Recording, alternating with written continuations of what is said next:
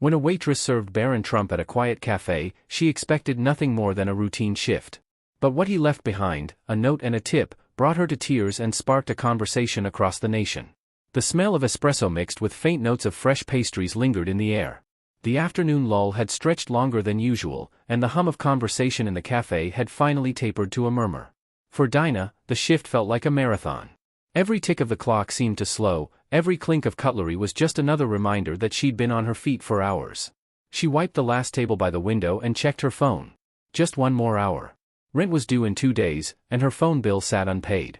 Tips that day had been pitiful, mostly small change tossed half-heartedly onto the table by busy patrons who never looked up from their phones.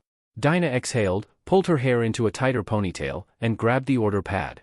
Her manager, an older woman with tired eyes, gave her a glance as if to say, "Hang in there," but Dinah was already on autopilot. Then the bell above the door rang. The sound startled her back into focus. A young man stepped in, tall, lean, dressed in a plain shirt and slacks that made him look effortlessly put together. 2 men followed close behind, blending almost too well into the backdrop, their sharp eyes taking in every corner of the room. The cafe wasn't exactly a hotspot for high-profile guests. It wasn't the kind of place where you'd expect celebrities, let alone someone who came with what looked like security. For a moment, Dinah froze, her pen hanging over the pad. But professionalism kicked in, and she walked toward the table in the far corner where the young man had settled. "Good afternoon," Dinah said, trying to muster her best smile. "Can I get you something to start?" The young man looked up, and for a moment Dinah nearly forgot what she was supposed to say. His face was striking, but there was something familiar about him, his features, the slight calmness in his expression. Then it clicked. Barron Trump. Dinah had seen his face plastered across the news over the years, the son of the former president. She felt her heartbeat quicken, but she did what she was trained to do, stay calm. This was a customer, no more, no less. "I'll just have a cappuccino and maybe one of those croissants," Barron said softly, his voice polite but reserved. "Absolutely. Anything else?" He shook his head. "That'll be perfect, thank you." His words were simple, but his tone carried something Dinah couldn't put her finger on, kindness maybe, or just sincerity. She scribbled the order, turned back toward the counter, and tried to shake off the flutter in her chest. She wasn't sure if it was nerves or exhaustion, but something about this moment stuck with her. As Dinah prepared the coffee, she couldn't help but glance back toward the corner table. Little did she know, this small interaction was about to turn her entire day, and maybe her week, on its head. The steam from the cappuccino machine hissed as Dinah frothed the milk.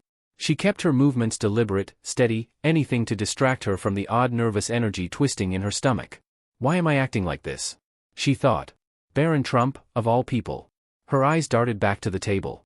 He sat quietly, his posture straight but not stiff. He wasn't scrolling on a phone or typing away on a laptop like most patrons. He simply stared out the window at the street beyond, lost in his thoughts, occasionally sipping water from the glass she had dropped off earlier. By the time the cappuccino and croissant were ready, Dinah had settled herself. She balanced the tray carefully and approached his table. "Here you go," she said, gently placing the cup and pastry down in front of him. He looked up and smiled faintly. "Thank you. You're welcome. Let me know if you need anything else," she replied, keeping her tone neutral but polite. As Dinah turned to walk back to the counter, something stopped her. Maybe it was the feeling of his eyes still on her, curious, but not invasive, or maybe it was just her own tiredness making her self-conscious. Either way, her heart fluttered again. Minutes passed, and Dinah busied herself with cleaning empty tables and refilling sugar containers.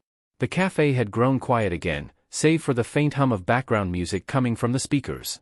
She felt the weight of the room in a way she hadn't before, like something invisible was pressing against her, urging her to pay attention. Out of the corner of her eye, Dinah noticed Barron pull a pen from his pocket and lean over the receipt as his meal came to an end. He scribbled something quickly, almost as if he didn't want anyone to notice, folded the paper neatly, and tucked it beneath the empty coffee cup. Then he stood, gathering his phone and coat. Dinah watched him for a split second before she forced herself to focus. "Thank you for coming," she called out softly as he passed by. Barron turned back just slightly and smiled. "Have a good day." Those words lingered longer than they should have. Dinah stood there, frozen in the middle of the cafe, her eyes following him as he exited with his security close behind. The bell above the door chimed one last time, and then the room was quiet again. She let out a slow breath, picked up her tray, and made her way over to clear the table.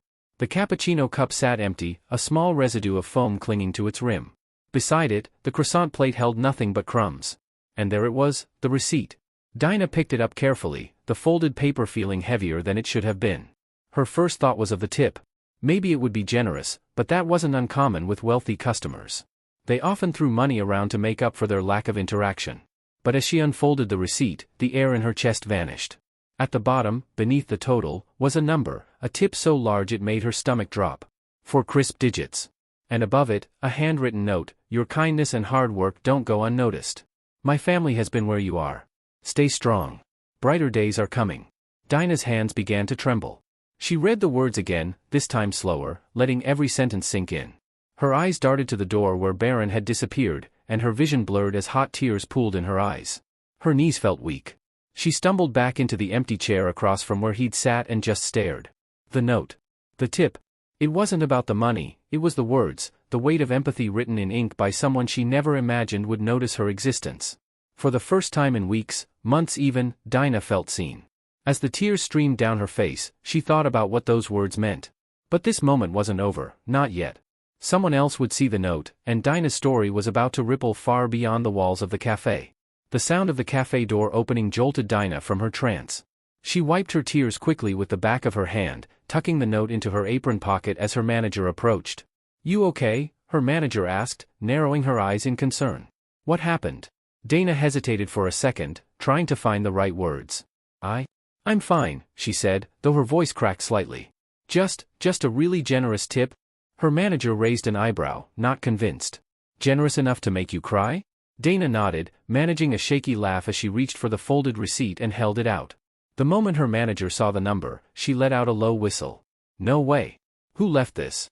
"Corner table," Dinah replied, her voice softer now. "That was Barron Trump?" Her manager blinked. "The Barron Trump? Are you serious?" "Yeah," Dinah said, pulling the note from her pocket. "But it's not just the money." She handed the note over carefully, as though it might crumble in her hands.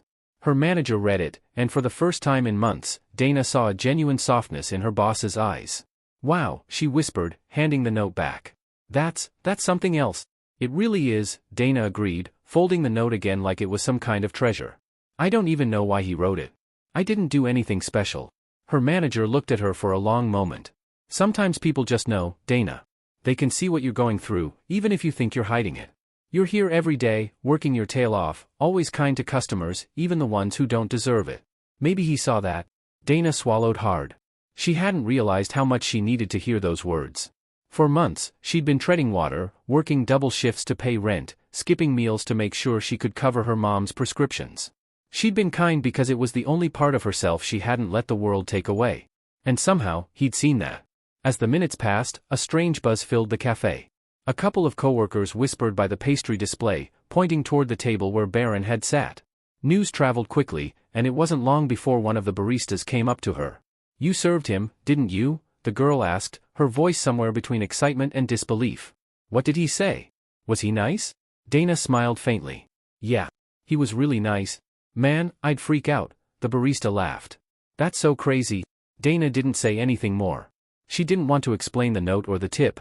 Somehow, sharing it felt like taking something sacred and putting it on display. For now, it was hers. The rest of her shift passed in a blur. Every interaction felt lighter somehow, every table she cleared a little easier. When she finally pulled off her apron at the end of the day, the folded note remained safe in her pocket. As Dinah made her way to the subway station, she found herself holding the receipt again, staring at the words, "My family has been where you are. Stay strong. Brighter days are coming." She whispered the sentence under her breath, as though saying it aloud would make it real. He didn't have to write that, she thought. He didn't have to care. But he did. As the train rumbled through the tunnels, Dinah closed her eyes and allowed herself to believe, for the first time in a long time, that maybe things would get better. But what Dinah didn't know was that this quiet moment would soon echo much louder than she ever imagined. The note wouldn't stay a secret for long.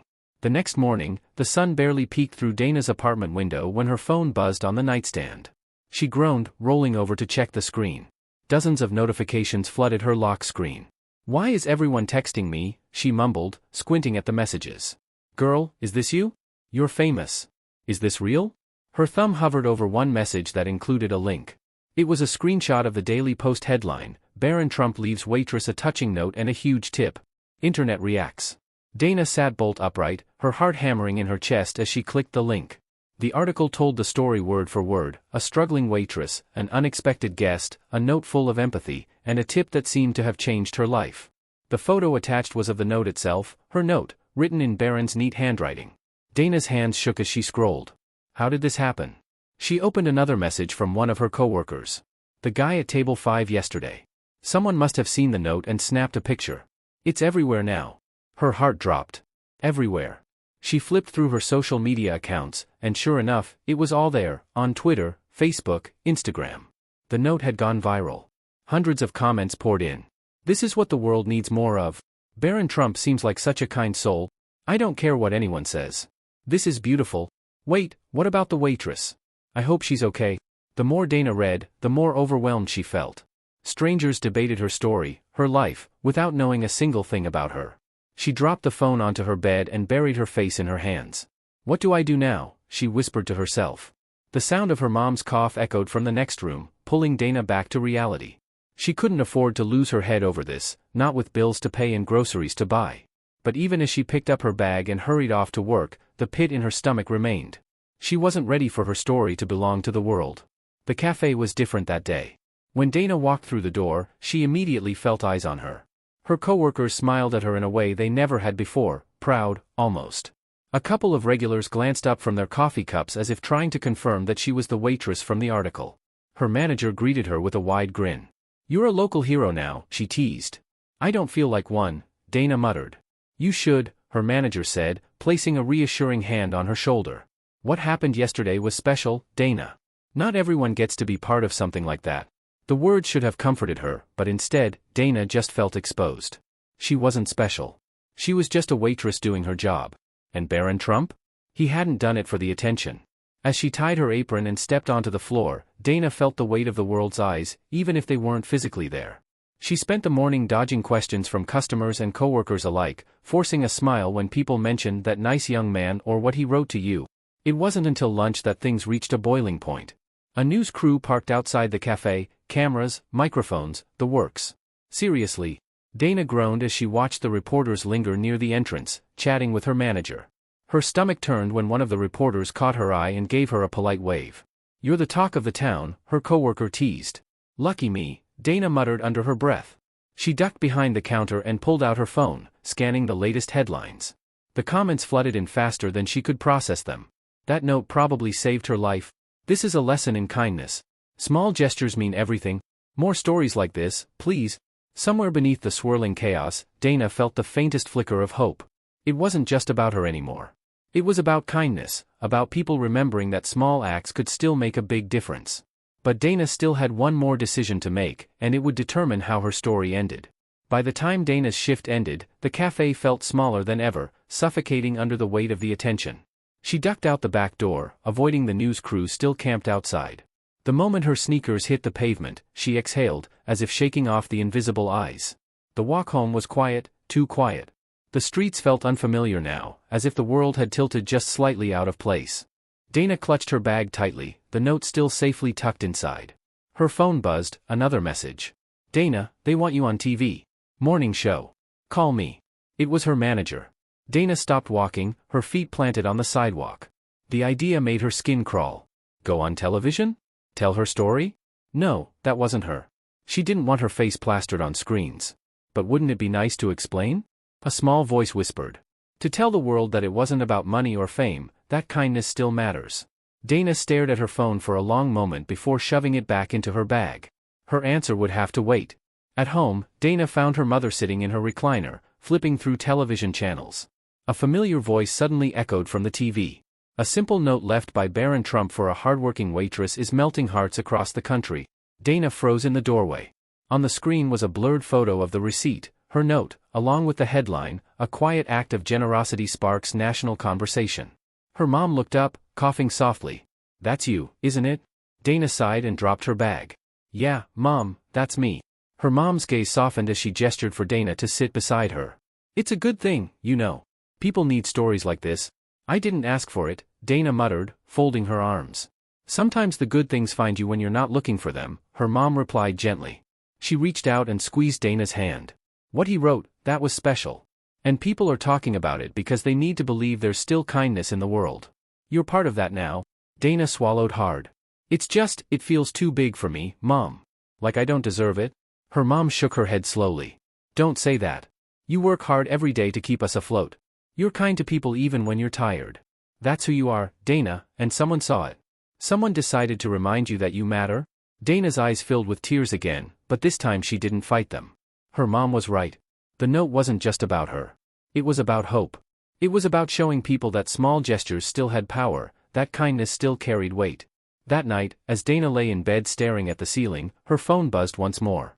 She didn't need to check it to know what it was: more people, more questions, more noise. But beneath it all, the note sat tucked under her pillow, a tangible reminder that someone out there, someone unexpected, had seen her. For once, Dana didn't feel invisible. The next day, Dana made a choice. She called her manager. "Tell the morning show I'll do it," she said quietly. Her manager nearly dropped the phone. "Are you sure?" "Yes. But I'm not going to talk about the money. I want to talk about the note, about kindness. That's all." The interview was simple. Dana sat on the couch, hands folded nervously in her lap, as the host leaned forward. "Dana, you've been in the spotlight these past few days because of something very unexpected, a note and a tip from Barron Trump. Can you tell us how it felt when you first read it?" Dana paused, choosing her words carefully. "Honestly, it caught me off guard. It wasn't about the money, it was what he wrote. I've been going through a tough time, and those words meant more than I can explain." The host nodded. The note said, "Your kindness and hard work don't go unnoticed. My family has been where you are. Stay strong. Brighter days are coming." What do you think he meant by that? Dana glanced at the camera, suddenly feeling like she was speaking to every person watching, not just the host. "I think he meant that we all go through struggles, no matter who we are, no matter what family we come from. And sometimes, when you're at your lowest, the smallest act of kindness can change everything. It reminds you that someone sees you and that you're not alone."